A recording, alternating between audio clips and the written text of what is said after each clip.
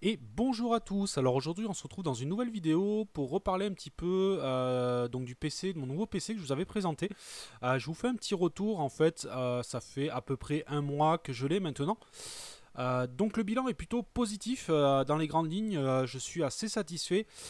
Comme je vous ai dit, voilà, j'en reste là-dessus. Le boîtier, ça a été un mauvais choix, malheureusement. C'est vraiment pas un boîtier que je conseille, il manque vraiment de place. Du coup, ça chauffe un petit peu, ça c'est vrai que c'est dommage. Alors qu'à côté de ça, bon, je suis quand même assez satisfait au niveau du bruit pour la ventilation. La ventilation est plutôt silencieuse, mais voilà, j'ai pas. Ça reste quand même un petit peu limite. C'est un PC qui chauffe un petit peu là, surtout l'été. Le boîtier, voilà, ça n'a pas été le meilleur choix. Au niveau du refroidissement liquide, comme je vous avais dit, c'était un premier prix. Bon là, pas de surprise, hein, ça fonctionne grossièrement comme un ventilateur d'origine.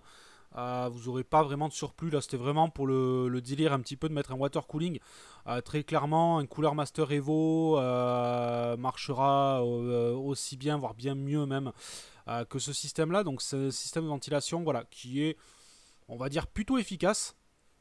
Mais c'est pas exceptionnel non plus. Mais bon, ça fonctionne. Pour le prix, c'est plutôt raisonnable. Ça vaut, je crois, 55 euros, quelque chose comme ça.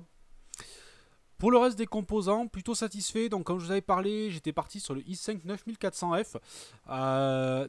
Très très bon processeur. Franchement, pour moins de 200 euros, les performances sont vraiment là. C'est un processeur franchement qui tourne plutôt bien. J'ai vraiment pas de soucis. J'ai franchement senti la différence avec mon vieux i7. C'était un i7 950 que j'avais, qui accusait un petit peu les années.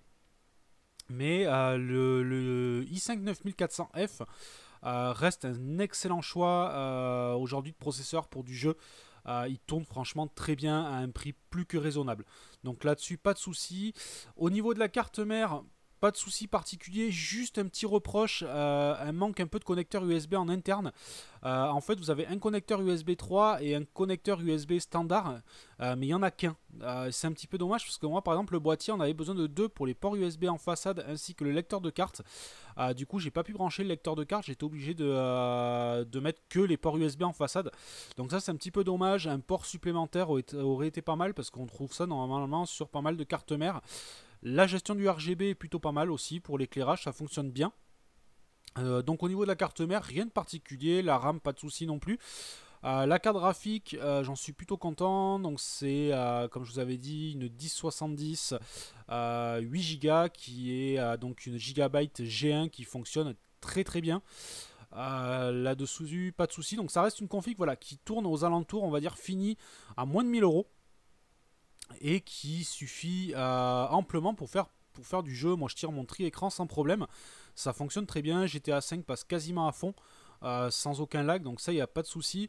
La seule limite que j'ai c'est l'alimentation. Comme je vous avais dit, j'avais pas pu mettre mon HX1000, j'ai été obligé de mettre une VS, alors c'était une, si je me trompe pas, une 550-650 qui est un petit peu légère. J'ai fait des tests avec OCCT et au niveau de l'alimentation on arrive vite avec des erreurs.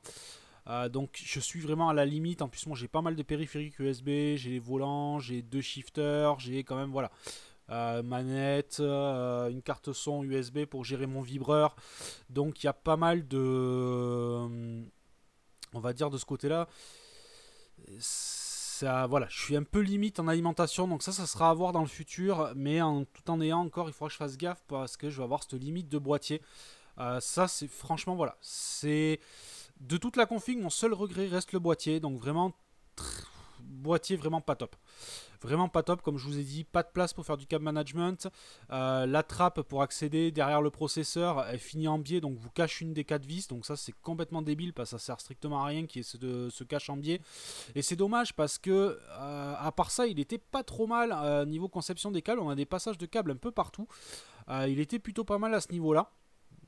Mais le fait que derrière on n'ait pas assez d'espace, c'est galère. Bon, moi je m'en suis sorti, hein, j'ai réussi à tout passer, j'ai pas pu remettre mon contrôle de ventilation parce que j'étais déjà avec trop de fils, c'était galère. Mais bon, voilà, c'est un peu le bémol de ce boîtier là. Bon, dans ces prix là on peut trouver mieux. Bitphoenix fait de très très bons boîtiers dans cette gamme de prix là. J'avais testé du Ragintech aussi à une époque qui était pas mal aussi. Zalman a des petits boîtiers dans ces prix-là. NZXT, c'est un abonné voilà, qui me l'a signalé. C'est vrai que j'ai regardé la gamme NZXT a des bons petits boîtiers. Voilà, bon. C'est tant pis. Bon, après, esthétiquement, je l'aime bien. C'est juste que, bon, au montage, c'est pas super pratique. Après, ça tourne, ça chauffe un petit peu, mais ça tourne. Donc voilà, grossièrement, je suis plutôt content d'avoir changé. Ça faisait 10 ans que j'avais l'ancienne config. Je commençais à être franchement limité. L'autre config, donc je l'avais déjà fait un petit peu évoluer. À la base, j'avais une GTX 470. J'étais passé à une 960.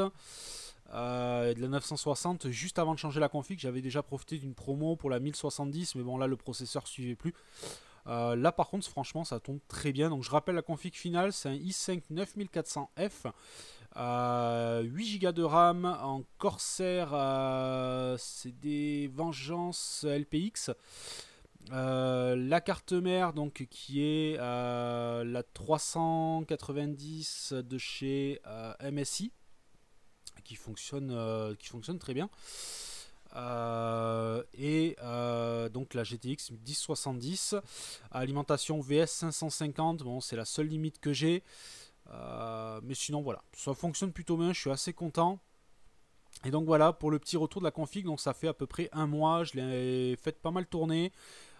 Et donc je vous dis, les seuls défauts c'est le boîtier et le refroidissement qui est pas optimal, du moins pour avoir un bon rapport silence, parce que je l'ai fait tourner assez bas pour avoir une config assez silencieuse, parce que c'est vraiment ce qui me manquait. L'ancien PC était assez bruyant, et donc voilà. L'ancien PC est dispo, si ça peut intéresser, mais je fais pas d'envoi, hein. Je fais pas d'envoi, mais l'ancien PC, il reste le processeur, la carte mère, les RAM, le boîtier dessus, les lecteurs. Il manque donc une ALIM, une carte graphique et un disque dur pour le faire tourner, encore que j'ai mon ancien SSD qui peut tout à fait aller dessus. Donc voilà un petit peu pour ce petit retour un petit peu rapide. Je vous mettrai en fond des images de la machine. Et quant à moi, je vous dis à une prochaine vidéo. Allez, ciao ciao.